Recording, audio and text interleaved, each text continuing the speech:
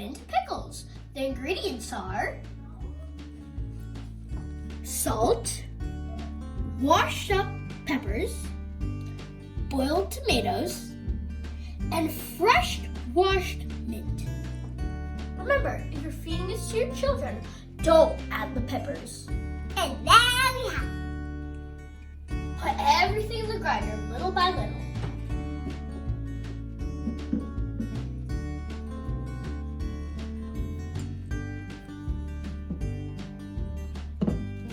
Now I put in everything in the grinder. Make sure you put the cap properly. Now put it in carefully.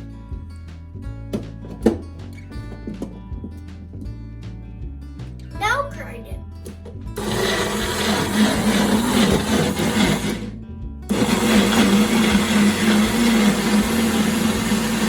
I think it's ready, and this is what it looks like.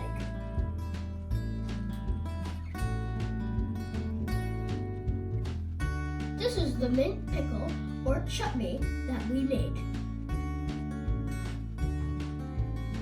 You can serve this on rice or anything you want. And the mint pickle makes the perfect side.